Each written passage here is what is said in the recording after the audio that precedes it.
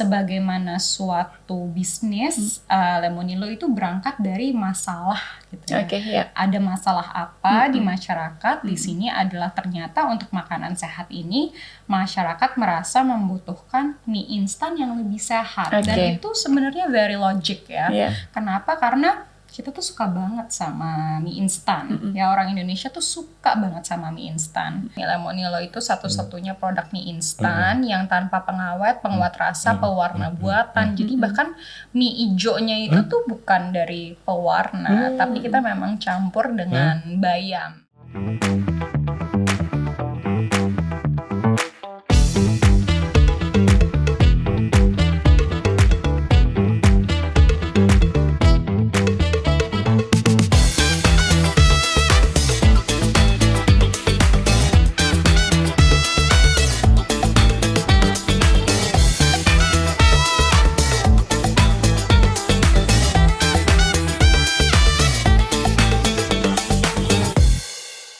Halo Sobat Biskom, jumpa lagi bersama kami di Biskom Podcast bersama saya Katrini Nati Sarasia sebagai pengajar di LSPR Faculty of Business. Seperti biasa, podcast ini akan membahas tentang bisnis, kewirausahaan, dan juga komunikasi. Rekan saya yang mendampingi hari ini adalah saya Vicky Rahman, redaktur majalah SWA, bagian dari SWA Media Group. Kali ini kita akan kedatangan tamu yang istimewa karena produsen lokal tapi tembus pasar global. Nah, itu siapa Miss Catherine? Oke. Cluenya adalah gitu ya. Tapi sebelum ngasih tahu, jangan lupa like, subscribe, and comment. Like, subscribe, comment supaya kita juga makin semangat akan menghadirkan episode-episode yang makin cihuy. Oke, hari ini kita kedatangan tamu yang luar biasa nih. Hijau-hijau. Seperti identik dengan produknya gitu. Once kita sebut nama ini gitu, kita langsung ke sana nih arahnya gitu. So, tanpa berlama-lama, welcome Mbak Sinta Nurfauzia, is that correct ya? Oke, dari Lemonilo, Mbak Sinta ini sebagai co-founder dan CEO dari Lemonilo. Lemonilo adalah apa? Pastinya semua udah tahu. Tadinya kita tahu Lemonilo itu dari mie instan. Ada masa-masa sangat happening tuh. Ada anak-anak itu pada nyari. Entah mereka saling cerita satu sama lain ya. Tapi kalau kita ke total, kalau kita kemana yang dicari adalah Lemonilo. Nah di sini hari ini kita khusus mau mengupas nih gitu. Walaupun nih seperti tampak di depan, ternyata makin kesini makin banyak produknya. Tapi kita penasaran, kenapa memulai dari mie instan? Dan kita tahu ya Lemonilo gak sembarang mie instan, tapi ini sehat. Tapi kenapa mulainya dari mie instan? Kita udah tahu mie instan tuh udah padat banget nih pasarnya. Gimana tuh Mbak Sinta? Sebenarnya waktu kita memulai Lemonilo, bahkan kita itu nggak nyangka kita akhirnya akan punya produk sendiri gitu ya. Mungkin sering dengar juga. Awalnya Lemonilo itu sebenarnya adalah e-commerce ya, atau marketplace untuk produk-produk sehat. Nah dari situ mulailah kita mengkurasi produk-produk sehat itu harus seperti apa. Nah justru dari menjadi e-commerce ini kemudian kita mendapatkan data apa sih yang sebenarnya market mau. Nah tadi kan Mbak Catherine bilang pasar mie instan nih kayaknya udah padat gitu ya. Tapi ternyata di website kami waktu itu di e-commerce kami salah satu makanan sehat yang paling dicari itu adalah mie instan yang sehat. Gitu. Jadi ada clear gap gitu antara mie instan yang konvensional dan mie instan yang sehat. Nah, alasannya sebenarnya itu. Jadi, sebagaimana suatu bisnis, Lemonilo itu berangkat dari masalah gitu ya. Ada masalah apa di masyarakat? Di sini adalah ternyata untuk makanan sehat ini masyarakat merasa membutuhkan mie instan yang lebih sehat. Dan itu sebenarnya very logic ya. Kenapa? Karena kita tuh suka banget sama mie instan. Ya, orang Indonesia tuh suka banget sama mie instan. Saya tumbuh dengan omongan ibu saya sendiri bahwa kamu jangan sering-sering makan mie instan gitu ya. Mungkin sampai sekarang pun sebenarnya kita sebagai orang tua ngomongnya seperti itu. Dan kemudian walaupun nggak boleh, kita sering kayak bolehnya berapa kali gitu ya, kalau bisa sesering mungkin. Nah dari clear gap itu misalnya kita suka, padahal kita tahu makanan yang seperti itu tidak sehat, tapi kita cari dan kita ingin bahkan kita put on the calendar gitu Okay. ya, kapan kita bisa makan. Mm-mm. Nah, disitulah Lemonilo masuk, Okay. mencoba memecahkan masalah sebagai pilihan mie instan yang lebih sehat. Nah, lebih sehatnya kenapa? Karena tanpa pengawet. Oke, tanpa Jadi pengawet. banyak yang bilang gitu ya, oh kalau merek lain kan sebenarnya secara kalori sama aja gitu. Iya memang secara kalori sama aja gitu, tapi bukan kalorinya yang kita bilang lebih sehat. Tapi ini adalah satu-satunya sampai hari ini produk mie instan in the market yang tanpa pengawet, tanpa penguat rasa, tanpa pewarna. Oke. Gitu. Dan kita tahu ya riset sekarang ini dan bahkan seperti di Amerika Serikat itu lagi deep banget penolakan masyarakat untuk produk-produk berpengawet karena ternyata menimbulkan segala macam lah ya.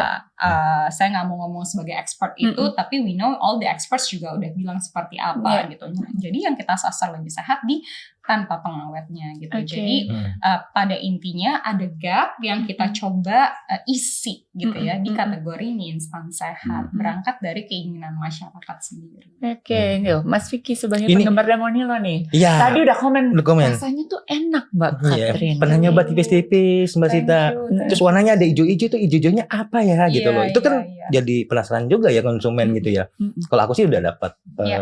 informasi dari teman-teman, cuman Iya. mungkin sobat Biskom pengen Iya. tahu juga ya. Iya. Apa jadi unique selling point-nya Iya. Lemonilo? Iya, jadi tadi kan kita sempat cerita ya bahwa mie Lemonilo itu satu-satunya produk mie instan yang tanpa pengawet, penguat rasa, pewarna buatan. Jadi bahkan mie ijonya itu tuh bukan dari pewarna, tapi kita memang campur dengan bayam gitu ya. Bayam. Jadi memang yang kita pilih adalah sayuran yang ya bisa dibilang common ya, umum di masyarakat Indonesia, sehingga kita bukan perlu lagi mengenalkan sayurannya sendiri itu sehat gitu. Kalau bayam kan kayaknya semua orang di sini tahu lah ya bahwa itu adalah sayuran yang sehat gitu. Jadi kita masukkan, kita infuse ke dalam adonan si mie instannya gitu. Jadi memang ada serat yang lebih baik gitu. Dan kemudian ya tanpa pengawet, penguat rasa, pewarna buatan tadi.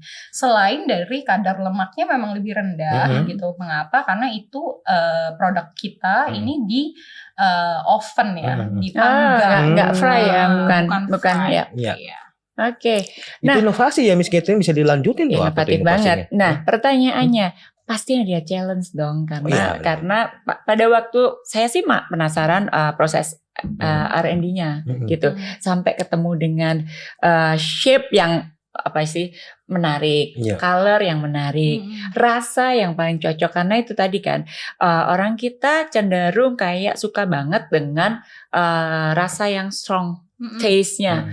Nah, sementara kan ini kan tidak pakai pengawet, tidak pakai penambah rasa gitu.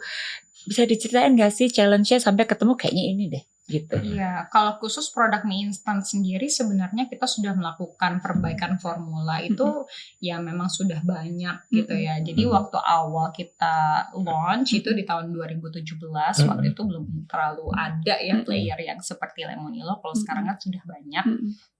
Ya memang risetnya ya berangkat dari masalah itu tadi gitu ya. Jadi kita banyak ngobrol sama konsumen ataupun calon konsumen, kira-kira tuh mie instan sehat yang seperti apa sih yang ada di mindset mereka gitu ya. Jadi kita ada tes beberapa tipe produk lah, sehingga ujung-ujungnya tercapailah bentuk seperti yang belum seperti sekarang ini, karena awalnya kita nggak ada dana ya untuk bikin produk yang FMCG skala besar.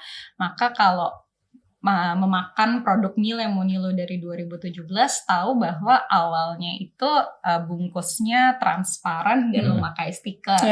Ya, kita founder tuh masih sempet tuh tampil stiker sendiri gitu bareng sama tim. Nah, kemudian baru dari situ ada perbaikan dan perbaikan lagi, sehingga muncullah seperti produk yang sekarang ini bisa ditemui di berbagai macam. Udah berapa varian rasa tuh sekarang? Kalau sekarang kita itu memang sering meluncurkan rasa yang seasonal gitu ya, jadi totalnya sih sudah banyak. Tapi kalau untuk rasa core-nya itu memang saat ini ada 3 gitu yang memang selalu ada, yaitu mie goreng, rasa mie goreng, dan kemudian ayam bawang dan pedas Korea. Kalau di beberapa negara core-nya itu ada tambah lagi rasa kari. Kalau di Indonesia kita jadikan itu seasonal supaya memang berbeda aja gitu ya dengan yang incumbent. Nah itu tadi sih termasuk juga perjalanannya sampai ini tuh diterima di luar negeri Mas Iya, Vicky. iya. Luar biasa loh Bener gitu. loh. Gak gampang tuh Miss. Gak gampang gitu kan. Mungkin karena kita ngelihat pasar di sana rasanya memang semua orang suka dengan mie instan itu kayak itu tadi ya, dari awal suka gitu. Tapi dengan opsi yang lebih sehat itu ternyata makin welcome itu. Nah, dari tadi e-commerce, terus kemudian dari pasar Indonesia, terus kemudian sampai bisa menembus keluar. Itu kan perjalanannya dari tahun 2016 ya? 2016 kita berdiri, 2017 nih Lemonilo-nya Oke. launching. Terus sampai sekarang udah ada di mana selain di Indonesia? Ya, kita ada di Amerika Serikat, di Australia, Asia. Jadi sih sebenarnya kalau untuk produk mie Lemonilo itu bahkan ada negara-negara yang tidak menjalin hubungan resmi dibawa sama konsumen Lemonilo sendiri gitu ya. Terus mereka mungkin tinggal di sana, buka toko mereka Asia, punya grocery store ya. Jadi laporannya sih sudah cukup banyak di mana-mana. Ini kan kalau ngobrol tentang hubungan perdagangan luar negeri kan Kementerian Perindustrian sama Kementerian Perdagangan baru-baru ini kan mesepakati kerjasama apa ini ya perdagangan ya kayak dengan Kanada, dengan Australia dan sebagainya. Itu Lemonilo pernah ikut-ikut gitu nggak? Atau gimana, bisa cerita nggak salah satu best practice yang mungkin bisa disampaikan ke Sobat Bizkom? Iya betul, kita juga memang banyak dibantu ya sama pemerintah. Contohnya kemarin itu di bawah Kementerian Pariwisata juga kita sempat dibantu, Kementerian Perindustrian kita sempat dibantu untuk matching. Nah proses matching itu kan sebenarnya kan terbuka gitu ya untuk setiap perusahaan. Biasanya yang kita lakukan adalah ya kita ikut meetingnya yang diadakan pemerintah di Indonesia karena mereka sudah mendatangkan buyer, kita kirim tim gitu ya. Sudah kemudian kita doing the sales ya, kita jualan ya, kalau cocok ya masuk lagi ke tahap apakah FDA atau BPOM-nya mereka dan kemudian juga tahap listing di supermarket atau minimarket gitu. Jadi prosesnya sebenarnya cukup panjang untuk ekspor, tapi ya alhamdulillah sih apa yang dibantu sama pemerintah sih terjadi ya. Maksudnya so far untuk kasusnya Lemonilo kita cukup banyak dapat leads juga dari pemerintah. Senang dengarnya ya, luar biasa. Nah, sebelum kita mau ngobrol nih, akhirnya ada brownies crispy, ada cobain juga, ada juga mau banget gitu. Ada juga keripik ubi ya, gitu. Nah, pengembangan ini juga berasal dari riset juga ya. Iya, gitu. Betul. Apa yang dicari orang kita tuh suka ngemil ya? Iya. Atau nggak cuma orang kita, sebenarnya semua orang suka ngemil gitu ya? Iya betul, tapi memang yang tadi ya orang kita itu benar, karena kan kita kalau bikin suatu produk kita tanya dulu produk ini target marketnya siapa gitu ya, dan Lemonilo sebagai perusahaan Indonesia maka target market utamanya adalah orang Indonesia gitu. Makanya sebenarnya very clear dan ini risetnya sebenarnya sudah banyak dilakukan dan ini bukan dilakukan oleh perusahaan, actually kalau nggak ada source-nya simple Google research juga bisa gitu ya, mengetahui kira-kira produk apa sih yang disukai oleh masyarakat Indonesia. Kita juga melakukan itu, tapi pasti ada ketidakhappyan gitu misalnya dengan produk existing. Jika ada ketidakhappyan itu, maka kan ada gap. Nah, kemudian gap itu bisa kita isi atau kira-kira sebenarnya kayaknya prinsipnya sama ya untuk semua bisnis ya, termasuk makanan juga. Riset seperti itu ya kami lakukan berkala. Di Lemonilo juga kami ada yang namanya Innovation Day. Jadi sebagai suatu perusahaan, entrepreneur-nya kan bukan cuma saya atau founders yang lain, tapi kita banyak ada intrapreneur. Jadi entrepreneur yang sebenarnya karyawan kami, tapi mereka berjiwa entrepreneur. So mereka ya punya idea gitu ya. Kalau di product innovation team kita biasa juga mereka melakukan Innovation Day gitu. Dan kemudian ya dilihat juga marketnya itu butuh yang seperti apa sih, trennya ke arah mana. Nah kira-kira mock up produknya tuh seperti ini. Dari situ baru prosesnya dari ideation itu ya kita jalanin lagi tuh market research dan kemudian product market fit dan lain-lain. Jadi everyday innovation ya Mbak Sinda ya? Iya, saya rasa sih bukan cuma innovation itu kalau di perusahaan kami bukan cuma dalam mengeluarkan atau launching produk ya, tapi kan innovation itu dari segi bisnis proses, dari segi governance. Jadi ya kalau innovation itu pastinya setiap perusahaan ya saya sarankan ya, dan kami punya pengalaman juga ya nggak berhenti ya. Terus bergulir ya. Harus ada inovasinya. Salah satu contoh ini mana yang inovasi nih? Mbak Cinta bisa diceritakan nggak nih Mbak? Yang mungkin dari karyawan gitu loh. Aku sih tertarik keripik ubinya ya, gitu. Kenapa nih? Bisa gitu. ceritanya sedikit gitu. Iya. Sebenarnya bisa dibilang semua produk Lemonilo itu pada ujungnya udah nggak ada lagi yang ini tuh idenya ide satu orang. Karena untuk bisa sampai ke tangan konsumen itu tangan dan juga idenya tuh udah bergulir ke banyak divisi gitu ya di perusahaan gitu. Jadi nggak sesimpel mungkin kalau dulu kita 2017 ya memang founders nih punya ide untuk bikin mie instan, kemudian ya kita kita eksekusi langsung gitu ya, kira-kira gimana, terus kita datang sendiri gitu kan, cari packaging sendiri, cari apa sendiri, terus kita launching gitu ya dalam beberapa bulan. Kalau sekarang ya kita punya apa yang kita namakan kalau internal tuh gate process, atau sebenarnya itu adalah proses mengevaluasi gitu. Apakah ide kita tuh sebenarnya sesuatu yang valid atau enggak? Karena founders atau ideator itu kan punya ego ya. Jadi kita sering ngerasa bahwa ide kita tuh keren banget gitu ya.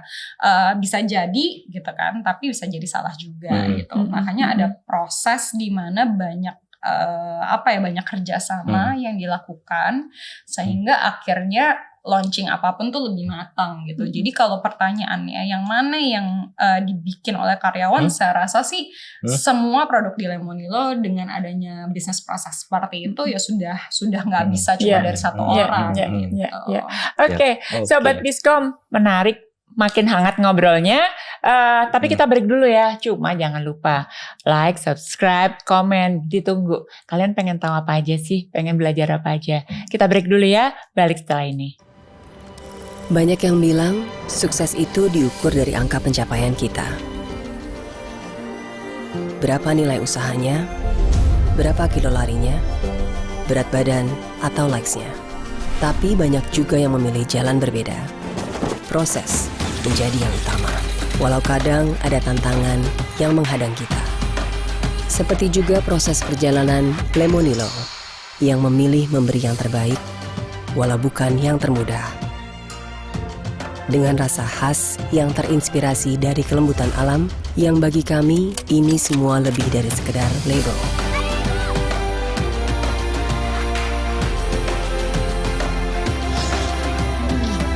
Inilah perjuangan kami untuk menemani langkahmu dalam memberikan kemenangan kecil untuk langkah besar Indonesia. Bersama Lemonilo, setiap langkah berarti.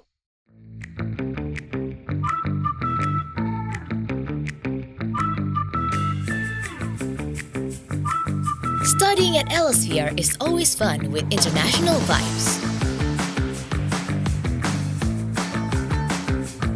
Studying at Elsevier is always creative.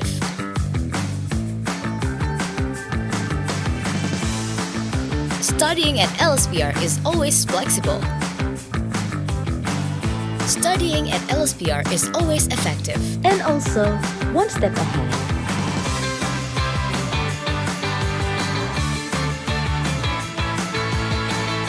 But it doesn't stop here. Studying at Elsevier leads to a bright future.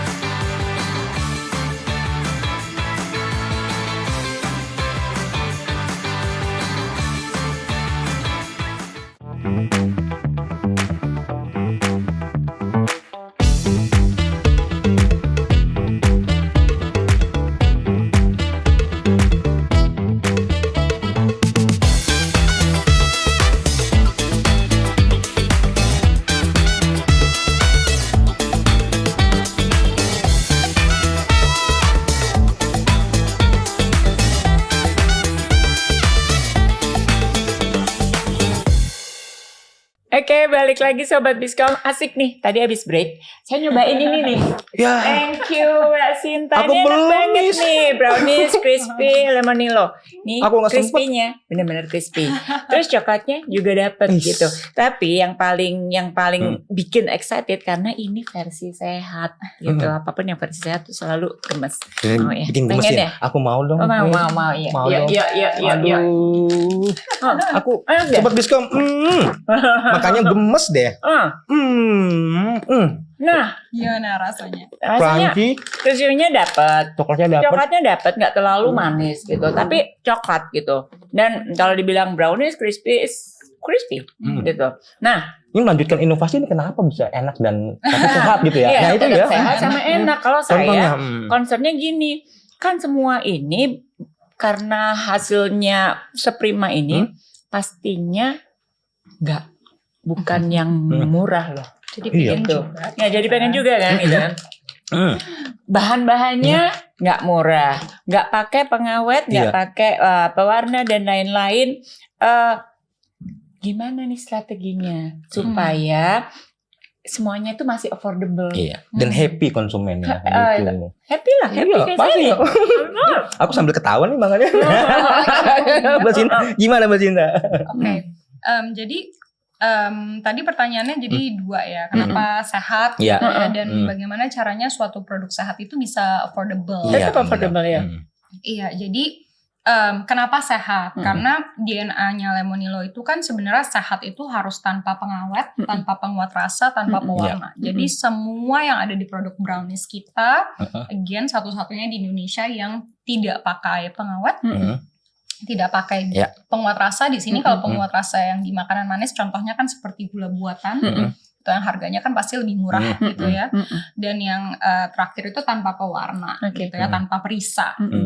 Jadi kalau kita lihat produk coklat gitu kan, sebenarnya banyak yang aduh coklat banget, tapi sebenarnya itu banyak essence. Iya, essence coklat. Iya, kalau di produk kita ya kita memang memutuskan as a company kita mau kasih semuanya tuh real food gitu ke konsumen. Jadi seakan-akan kalau makan brownies crispy-nya Lemonilo itu kalau mamah kita tuh bikinin brownies crispy itu seperti apa produknya? Nah, seperti ini gitu. Sebenarnya itu sehat di kacamata kita gitu ya. Itu yang pertama.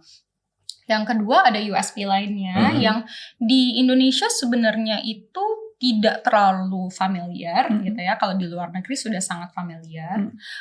Tapi kita mau coba kejar gitu ya. Contohnya kan adalah sumber serat. Jadi kalau sumber serat fiber gitu, sumber serat itu membuat apa? Membuat orang itu sebenarnya lebih kenyang. Iya. Kita banyak dengar kalau jangan makan makanan kemasan gitu ya, karena itu nggak ngenyangin, itu kalori kosong gitu ya. Dan dengan memutuskan kita mau bikin sesuatu itu dari real food, makanya seratnya tuh juga ada sehingga orang tuh lebih lama kenyang. Nah, yang terakhir adalah bebas gluten. Nah, efeknya apa sih kalau bebas gluten? Sebenarnya kan nggak bikin begah gitu ya. Jadi kita banyak produk yang tepung-tepungan. Kalau kita makan, aduh kok rasanya begah gitu ya. Banyak bahkan orang yang tanpa sadar mungkin lebih sensitif dengan gluten.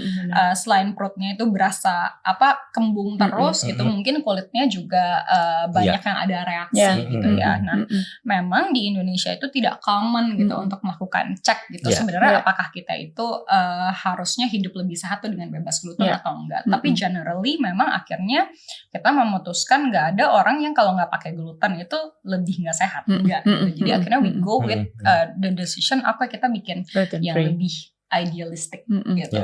Let's go with gluten free gitu, sehingga again jadi satu-satunya produk mass yang bebas gluten saat ini ya. Yang bahagianya kita adalah as a company justru begitu kita melakukan pendobrakan gitu ya ke pasar dan kemudian produk kita diterima oleh masyarakat, maka pasti banyak teman-teman lain yang ikutan nih bikin produk serupa. Jadi marketnya makin ramai. Jadi ya sekarang kita happy ngelihat banyak produk serupa yang bikin kategori sehat ini memang bukan kategori milik Lemonilo aja. Justru untuk membesarkan suatu kategori kan teman-teman yang lain juga harus ikutan gitu ya, gedein bareng kita sehingga one day kategori sehat itu menjadi kategori yang significantly bigger gitu di Indonesia.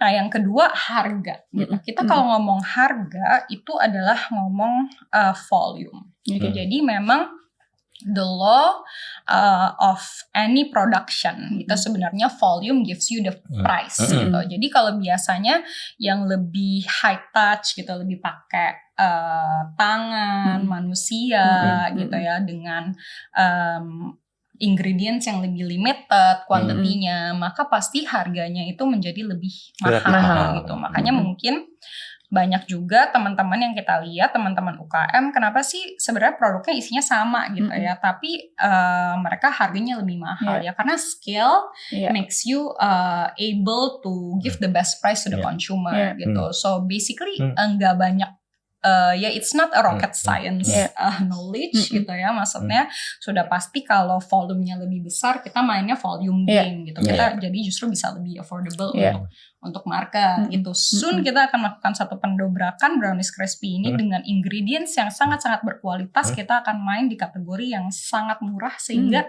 kenapa kita pengen seperti itu? Karena kita pengen semua orang Indonesia tuh punya kesempatan untuk mencoba sesuatu yang sangat real. Oh, coklat real tuh rasanya kayak gini. Gitu. Oh, makanan gluten free tuh rasanya seperti ini. Jadi healthy gitu. Dan itu sih mimpi kami yang insya Allah soon ya. I think this month we will do the first distribution. Ini kalau ini podcastnya launchnya tahun 2025, ya itu udah ada. Udah ada ya. Jadi segera meluncurkan salah satu produk inovatif terbaru nih ya di tahun gitu. depan. Jadi a new innovation, new packaging juga. Dia bicara tentang inovasi sama yang tadi ya. Itu kan kalau makanan ini Miss Catherine kan salah satu decision maker di rumah adalah ibu-ibu, mama atau mamah ya gitu kan ya. Nah, berarti Mbak Cinta ini harus melakukan edukasi nih ke konsumen. Apakah keliling ke rumah mama atau gimana nih supaya mengedukasi tentang makanan sehat? Saya juga ini gitu. Penasaran gitu untuk mengedukasi bahwa kita mie instan, tapi versi sehat itu kan nggak segampang kayak Pak gitu ya, nggak segampang ini adalah suatu proses dari 2017 sampai sekarang makin survive, makin besar. Gimana plan the strategic sehingga orang-orang itu akhirnya menerima bahwa this is Lemonilo is my choice karena saya pengen makan yang sama gitu, mie instan dengan excitement yang sama, tapi ini versi lebih sehat. Itu kan perlu campaign yang cakep sih. Iya. Sebenarnya ya kita masih terus berusaha gitu ya. Jadi saya sih bilang bahwa as a company pastinya kita setiap kali campaign ya itu sesuatu yang harus kita lakukan secara konsisten. Jadi dari tahun 2017 sampai hari ini kita masih terus melakukan marketing gitu ya. Jadi ada masanya di mana the marketing is boom gitu ya, ada masanya maintenance. Nanti mungkin kalau kita punya waktu lebih panjang bisa ngobrol lagi tuh tentang the mechanics of marketing gitu, karena banyak orang tuh yang mungkin salah kaprah gitu ya, bahwa kalau produknya udah laku nggak terlalu perlu di marketing. Actually one of the biggest budgets of marketing adalah produk-produk yang kita mestinya udah punya gitu ya di dapur, kita udah tanpa sadar kita beli. Tapi kan ada elemen dari efek marketing gitu ya. Efek marketing itu apa sih? Awareness gitu ya, top of mind gitu. Itu kan sebenarnya harus di maintain gitu. Nah, saya rasa dari masa ke masa the process of maintaining awareness dan top of mind itu berbeda dari zaman dulu gitu ya, saya kecil dengan sekarang. Kalau sekarang itu kan eranya digital, di mana konsumen itu bisa mengambil keputusan what kind of entertainment, what kind of content that I want to see gitu ya. Kita terus melihat numbers dan ini mungkin secara jujur harus kita akui gitu ya, bahwa digital entertainment itu semakin hari semakin naik gitu ya. Mungkin Indonesia itu masih dunia TV gitu ya. TV itu masih sangat-sangat besar, tapi the crazy part yang mungkin kita sebagai marketer atau entrepreneur itu kita harus paham bahwa the digital entertainment part itu growth-nya sangat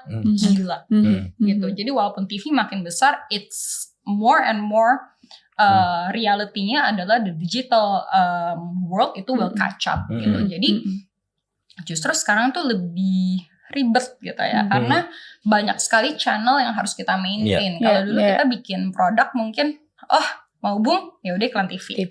Itu udah pasti gitu kan. Kalau sekarang not necessarily gitu ya, karena kita juga ngelihat kalau di TV tuh iklan udah hektik gitu kan. Jadi sekarang kita harus masuk ke dunia digital. Nah, digital itu menurut saya lebih rimba lagi karena you know we have the independence as a consumer untuk memilih gitu ya. Kan algoritmanya kan mengikuti pilihan kita. Jadi kita bisa bayangin, bisa jadi ikutan kita nggak nyampe ke orang-orang yang kita butuhkan. Nah, itulah pentingnya pada saat kita melakukan suatu marketing, kita tahu dulu target market kita siapa. So the strategy would be totally different kalau market kita itu sebenarnya perempuan atau laki-laki, umurnya berapa gitu kan, anak-anak atau moms with kids atau single moms, itu semua beda gitu ya. Jadi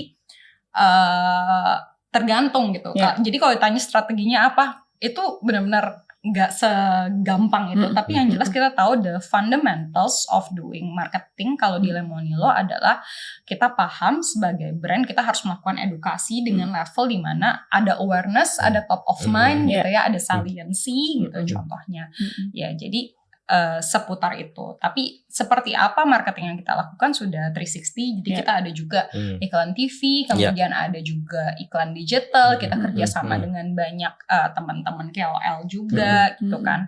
Nah, tapi one thing that I'm very proud about Lemonilo adalah pada saat kita memberikan brief gitu ke KOL, kita nggak pernah tuh kasih tahu kayak lo harus bilang produk kita enak juga gitu ya. Jadi ya mereka harus secara jujur karena kayak konsumen tuh sekarang udah lebih pintar orang tahu lah kalau ini tuh bohong atau bohong gitu. So ngapain juga kita sebagai produser atau sebagai brand itu maksa kita ngomong suatu hal, toh orang paling sekali beli abis itu nggak percaya lagi gitu kan. Jadi we try to do honest marketing. Nice. Nah, silakan Miss Catherine. Nah, ini pasti ngelirik-ngelirik artinya keripik singkong ya. Kalau saya sih terus akhirnya setelah tadi journey, terus habis itu memaintain gitu ya, untuk supaya ini sustain gitu kan ya. Ini udah bagus gitu, sudah awareness. Kalau boleh tahu daya jangkaunya atau target si segmen ini, apakah secara geografi itu masih diterima di kota-kota besar atau bahkan kota-kota yang tier 2 gitu sudah mulai, mereka juga udah mulai accept atau gimana ya? Iya, actually salah satu growth yang paling bagus di Lemonilo itu bukan kota-kota ya tier 1 kita of course gitu ya. Kalau produk seperti ini kan pasti kota tier 1 itu bagus gitu. Tapi kita juga cukup surprise gitu ya di kota-kota tier selanjutnya itu cukup bagus. Contohnya kita kayak di Kalimantan itu sangat dicari. Tapi memang of course the logistics have problems. Iya, benar-benar ya. Untuk semua company lah, cuma kita aja. Jadi logistic problemsnya pasti ya lebih lama gitu ya sampai ke mereka, sehingga cost juga pasti different kalau ada logistic issue seperti itu gitu ya. Dan ternyata memang ya kalau kita visit ya di beberapa kota di Indonesia ya, terutama kota-kota tier 2, tier 3 itu memang produk pasti lebih mahal harganya. Itu kan sering dengar ya. Dan itu terjadi gitu. Kenapa ya? Karena logisticsnya lebih mahal gitu. Nah, in a way juga the logistic cost becomes a barrier gitu untuk teman-teman yang di tier 2, tier 3 cities itu untuk coba produk kita gitu. Cuma ya in a way bagusnya adalah semua produk ternyata lebih mahal. Iya.